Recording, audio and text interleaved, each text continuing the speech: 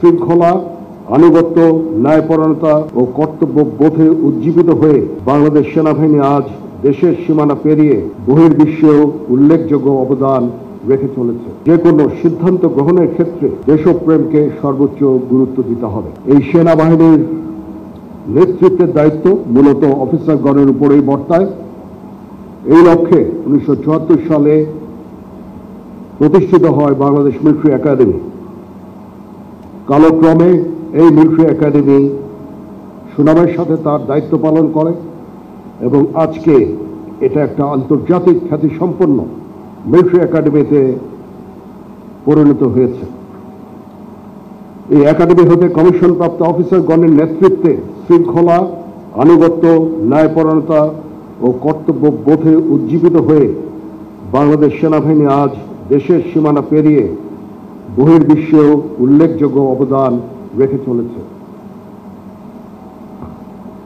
প্রিয় officer cadet বৃন্দ, আজকের দিনটা আমাদের সকলের জন্য অত্যন্ত আনন্দের, কারণ বিএমএতে দীর্ঘ 3 বছরের কঠোর পরিশ্রম শেষে আজকে তোমরা সেনাবাহিনীতে কমিশন পেতে যাচ্ছ।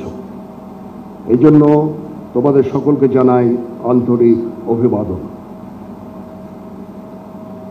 তোমাদের কাছে আমার প্রত্যাশা এই যে নেতৃত্বের সর্বোচ্চ গুণাবলী যেমন সততা, সত্যবাদিতা, কর্তব্যনিষ্ঠা ও কঠোর পরিশ্রম দ্বারা সেনাবাহিনীর উপরে অর্পিত সকল দায়িত্ব তোমরা আন্তরিকতার সাথে পালন করবে। তোমাদেরকে যে কোনো ধরনের চ্যালেঞ্জের গ্রহণের জন্য সবসময় প্রস্তুত থাকতে হবে, সামরিক চেতনা মূল্যবোধকে সমুন্নত রাখতে এবং যে কোনো সিদ্ধান্ত গ্রহণের ক্ষেত্রে দেশপ্রেমকে সর্বোচ্চ গুরুত্ব দিতে হবে। তোমাদের সাহসিকতার সাথে সকল পরিস্থিতি মোকাবেলা করতে হবে।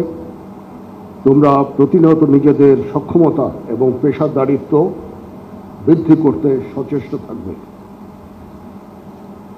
প্রশিক্ষণ সমাপ্তকারী অফিসার ক্যাডেটবৃন্দ, সেনাবাহিনীর দীর্ঘদিনের ঐতিহ্য, রীতিনীতি, সুনিয়ন্ত্রিত জীবন পদ্ধতি এবং রেজিমেন্টেড লাইফকে তোমরা মনে প্রাণে গ্রহণ করে সর্বদা নিজেদের শারীরিক ও মানসিক প্রস্তুতি বজায় রাখবে। মনে রাখবে, তোমাদের উপর অর্পিত হবে সেনাবাহিনীর ভবিষ্যৎ নেতৃত্ব দানের গুরুত্বপূর্ণ দায়িত্ব। বাংলাদেশ সেনাবাহিনীর মূল মন্ত্র সমরে আমরা, শান্তিতে আমরা, সর্বত্র আমরা দেশের তরে, এটাতে উজ্জীবিত হয়ে মাতৃভূমির স্বাধীনতা সার্বভৌমত্ব রক্ষাই হবে তোমাদের জীবনের প্রথম এবং প্রধানতম ব্রত।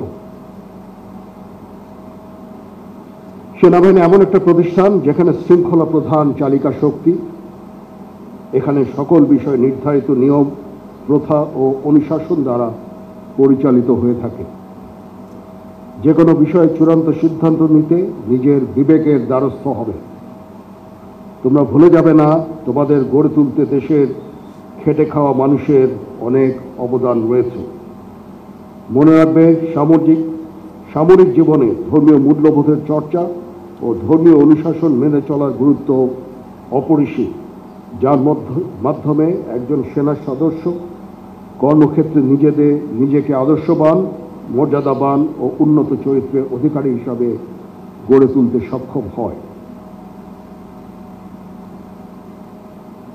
প্রিয় ক্যাডেটবৃন্দ, মনে রাখবে, তোমরা প্রশিক্ষণ শেষে নূতন জীবনে পদার্পণ করছো।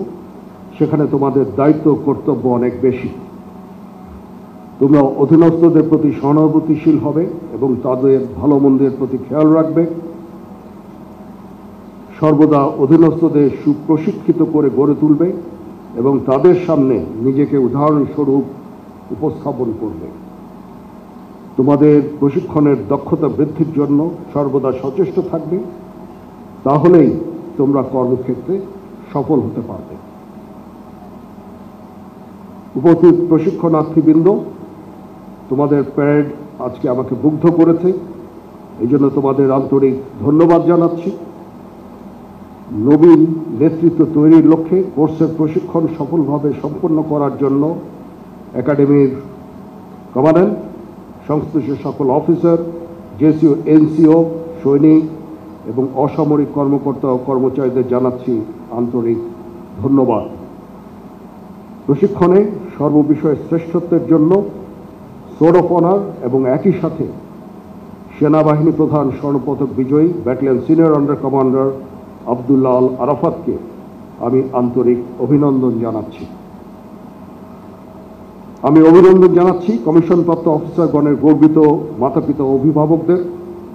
আরও ধন্যবাদ জানাচ্ছি অভ্যাগত অতিথিবৃন্দকে, যাদের সানুগ্রহ উপস্থিতি আজকের এই আয়োজনকে বর্ণিল করেছে এবং নবীন অফিসারদের অনুপ্রাণিত করেছে। আমি আপনাদের সকলের সুখ সমৃদ্ধি, সুস্বাস্থ্য, গৌরবময় ভবিষ্যৎ কামনা করছি। মহান আল্লাহ তাআলা আমাদের সহায় হন।